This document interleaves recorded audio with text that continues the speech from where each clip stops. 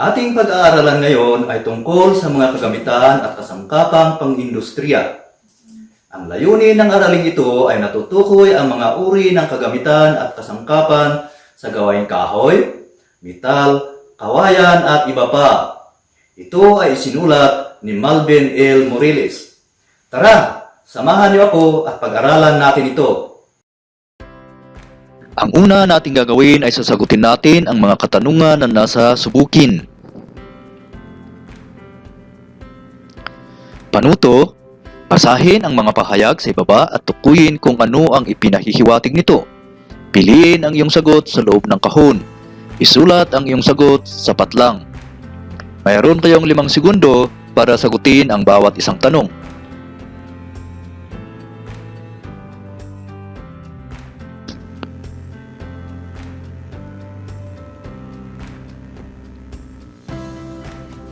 Narito ang iyong pagpipilian: zigzag roll, martilyo, ripso, coping saw, eskwala at katam. Unang katanungan: mainam na kagamitan para malaman kung eskwalado ang bahagi ng isang kahoy.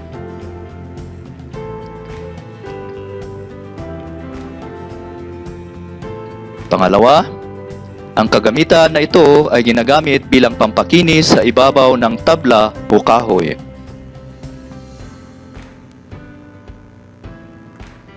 Pangatlo, isang uri ng lagari na ginagamit na pamputol ng kahoy ayon sa hilatsan nito.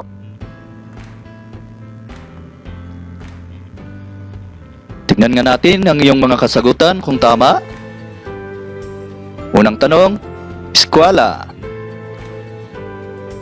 Pangalawa, katam. Pangatlo, ripso.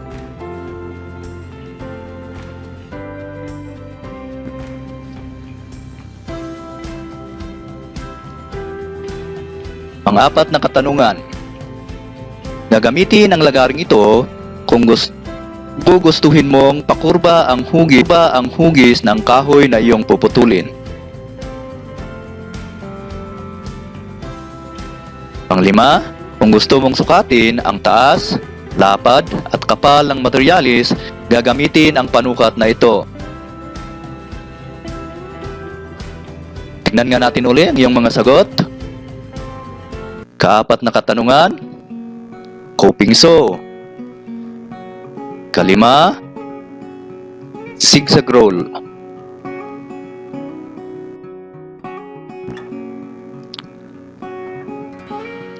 Ikalawang gawain: basahin ang sitwasyon o katanungan sa bawat bilang.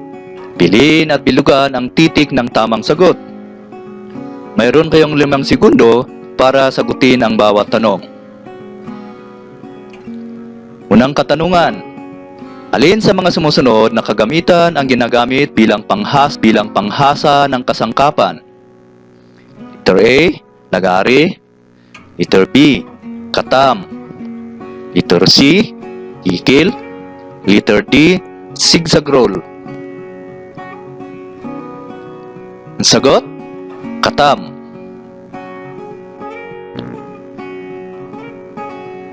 Number 2. Ang mga sumusunod ay mga kagamitang pangbutas, alin ang hindi? A, crosscut saw. B, barina. C, brace. D, paut. Ang sagot, crosscut saw. Pangatlo, hirap na hirap si Mang Kanor na putulin ang kawayan na gagawin niyang hagdan dahil sa mapurol na ang mga ngipin ng lagaring kanyang ginagamit. Nagmamadali pa naman din siya dahil malapit na ang kanilang pista. Ulitin natin. Hirap na hirap si Mang Kanor na putulin ang kawayan na gagawin niyang hagdan dahil sa mapurol na ang mga ngipin ng lagaring kanyang ginagamit. Nagmamadali pa naman din siya dahil malapit na ang kanilang pista.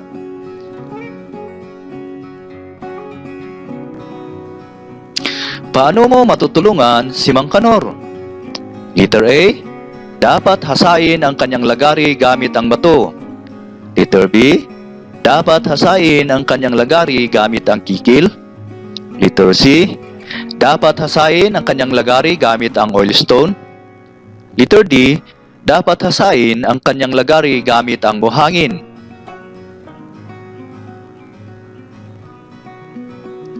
Ang sagot, letter B, dapat hasain ang kanyang lagari gamit ang kikil.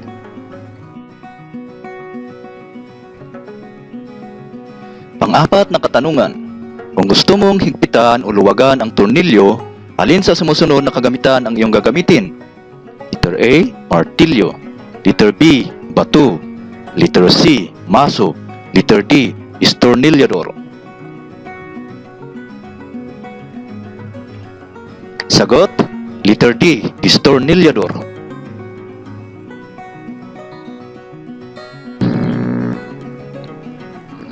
Sa anong paraan ka nakakalamang kung kabisado mo lahat ang mga kagamitang pang-industriya?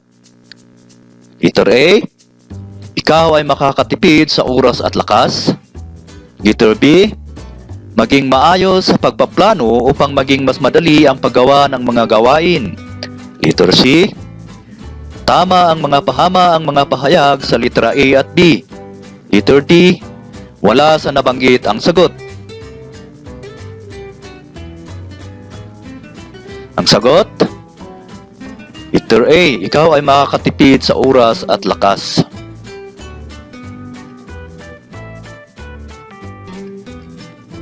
Ngayon, ibigay naman ninyo ang mga materialis na ginamit sa bawat larawan. Mayroon pa yung 5 segundo para ibigay ang mga ginamit na materialis sa bawat larawan. Una, ano kayang materialis ang ginamit dito? Kawayan.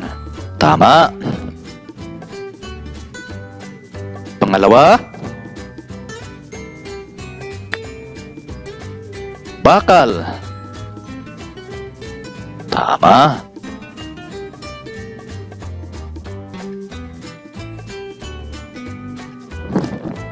Pangatlo, ceramic. Pangapat, gatan. Panglima, abaka.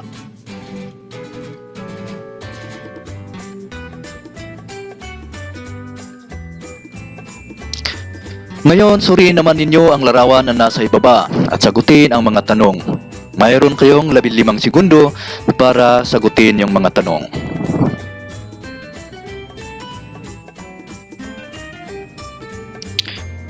Ano-ano ang mga nakikita mo sa larawan? Alam mo ba kung saan at paano ito ginagamit? Ito ba ay nakatutulong sa pagbuo ng iba't ibang produkto sa gawaing pang-industriya?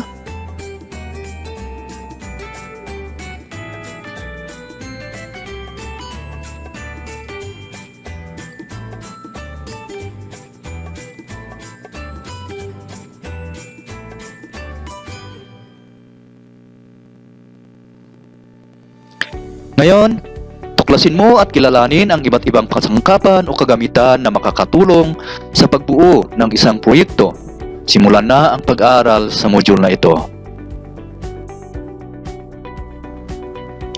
Ang mga kagamitan sa paggawa ng pang-industriyang kagamitan ay nahahati sa iba't ibang kategorya. Ito ay ang mga pamukpok, pamutol, panghasa, pampakinis, panukat, pang-ukit o pangbutas, pang-ipit at iba pang kasangkapan. Isa-isahin nating pag-aralan ito. Umpisan natin sa mga pamukpok.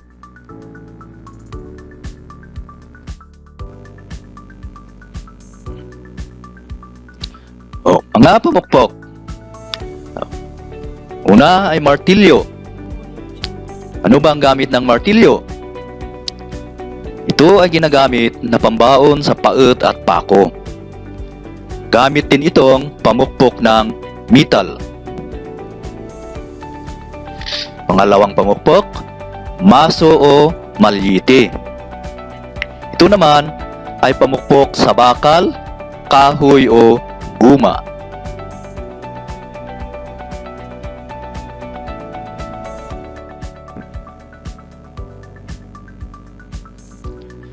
Dumako naman tayo sa pampakinis. Ano bang yung nakikita dyan? Katam. Ano bang gamit ng katam? Ito ay pampakinis sa ibabaw ng tabla. Dumako naman tayo sa mga panukat.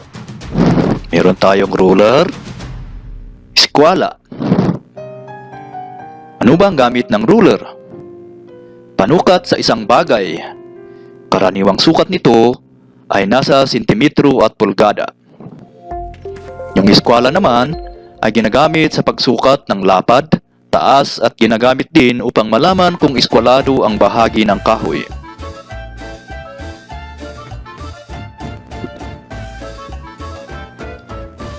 Dumako naman tayo sa pangbutas o pangukit.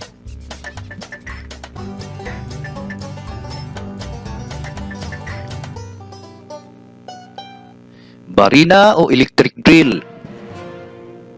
Ginagamit ang barinang ito na pambutas sa matitigas na bagay tulad ng bakal at semento. Yung paut naman o yung chisel, ginagamit na pangukit sa paggawa ng mga butas sa hugpungan.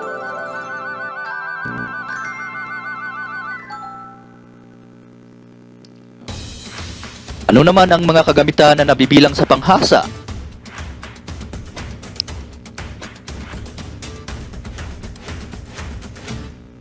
Una, oil stone.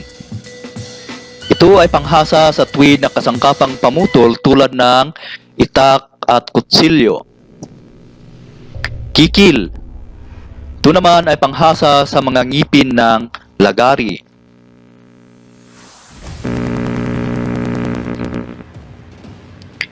Dumako naman tayo sa mga pamutol.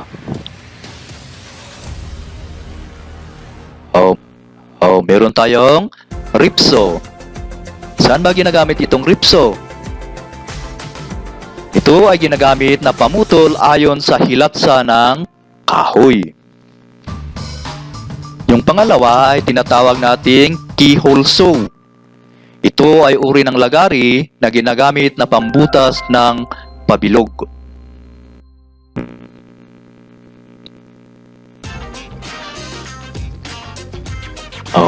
Coping saw. Ginagamit naman ito na pagputol ng kahoy na pakurba. Bakso. Ang lagaring ito ay mas maliit kaysa ibang lagari na may maliliit na ngipin at ginagamit ito sa mga kanto at sa pagdudugtong.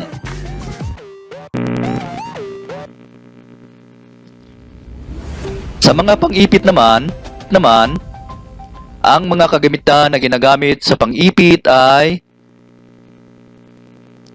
siklam at gato. Ano bang gamit ng siklam? Ito ay pang-ipit na mainam gamitin. And then yung gato, ito ay pang-ipit sa kahoy at bakal.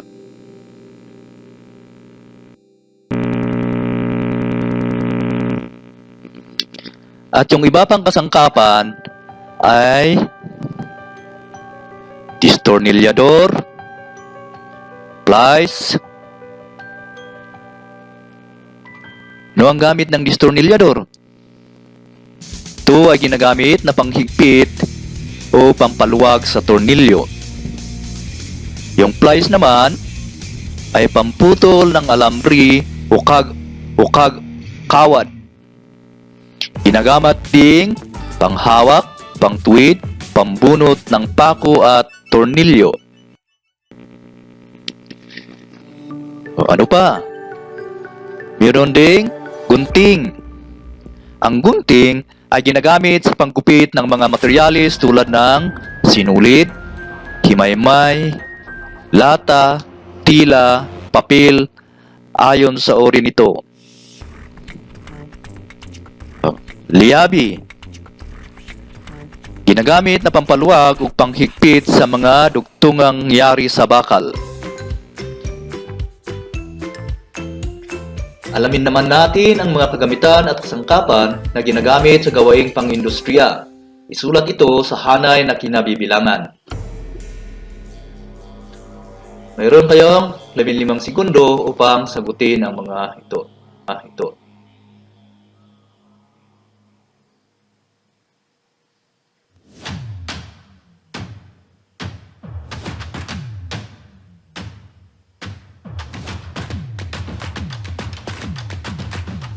Tignan nga natin ang inyong mga sagot.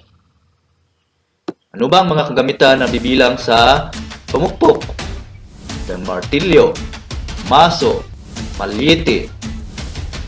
Sa pambutas naman ay barina, paet, brace. Sa pamutol, ripso, bakso, at kupingso. Sa panukat naman, ruler, iskwala, at zigzag rule.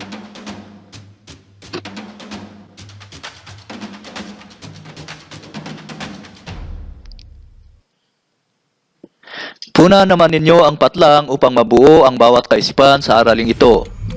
Sa pagsasagawa ng proyekto, patlang, nararapat na pag-aralan ang mga patlang at patlang. Ang kaalaman sa paggamit ng mga kagamitan ay lubos na nakakatulong upang mapadali ang mga gawain.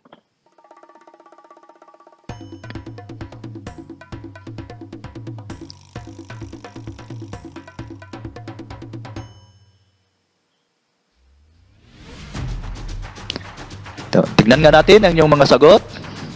Unang kasagutan, pang-industriya. Pangalawa, kagamitan. Pangatlo, kasangkapan.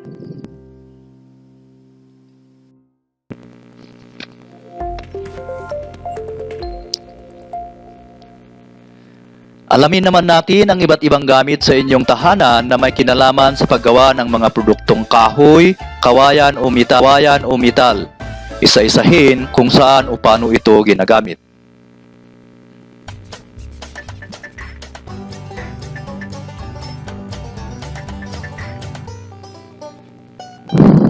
Dumako naman tayo sa ating tayahin.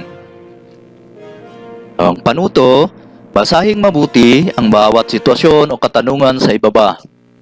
Alamin kung ano ang tinutukoy sa bawat bilang. O mayroon kayong 5 segundo para sagutin ang bawat isang tanong. Unang katanungan, anong uri ng kagamitan ang ginagamit bilang pamutol ng pahalang sa hilatsa ng kahoy? Letter A, paet. Letter B, ripso. Letter C, katam. Letter D, plies.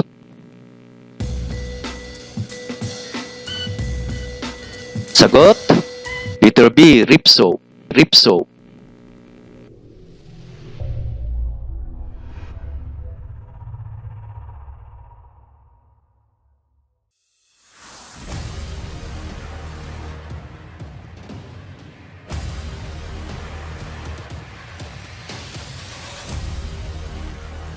Number 2, si Mang Juan ay may pakikinisi na kahoy. Ano ang gagamitin niyang kagamitan? Letter A, hasaan. Letter B, katam. Letter C, liabi. Letter D, lagari.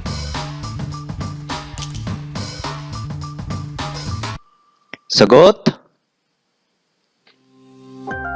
letter B, katam.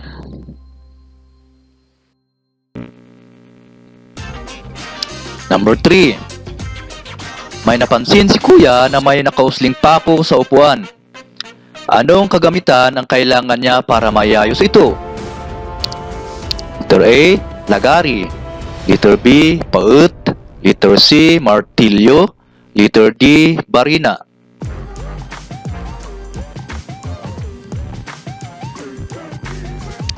Ang sagot, letter C, martilyo.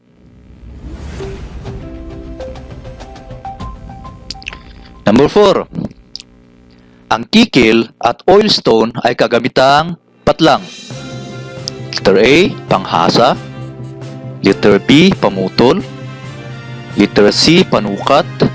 Letter D, pampakinis.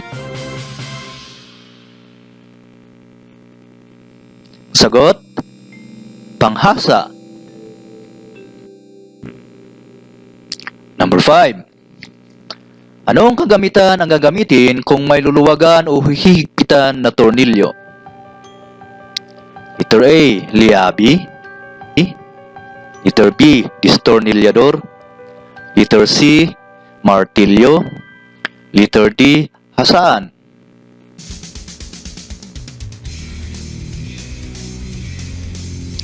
Sagot, distornilyador. Number 6. Si Maria ay may gugupitin ng Manila paper sa kanyang aralin. Ano ang dapat niyang gamitin? Letter A, lagari. Letter B, kikil. Letter C, plies. Letter D, gunting.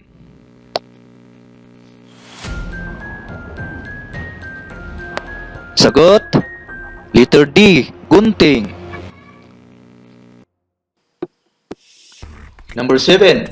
Ito ay ginagamit na pang-ukit at sa paggawa ng mga butas at hugpungan sa kahoy. A. Gunting. B. Paut. C. Lagari. D. Distornilyador. Sagot, B. Paut.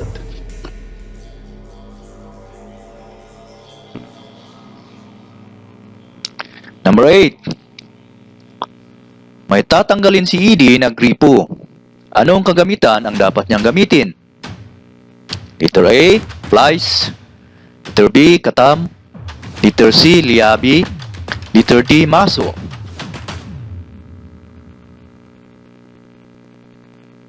Sagot, liabi. Number 9.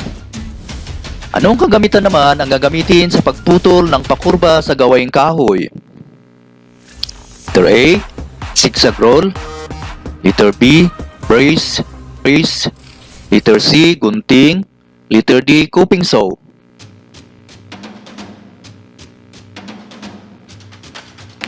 Sagot, coping saw. Panghuling katanungan. Uri ng pang-ipit upang maiwasang gumalaw ang materialis na puputulin. Letter A, C-clamp. Letter B, kikil. Letter D, distornilyador. Letter D, hasaan.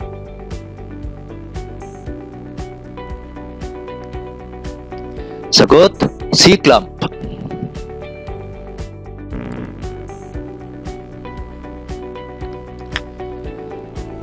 Para sa inyong karagdagang gawain, narito ang panuto. Sumangguni sa isang tao na may kaalaman sa paggawa ng gawaing pang-industriya at tanungin kung paano nila pinahahalagahan ang mga kagamitan upang ito ay umabot ng pangmatagalan.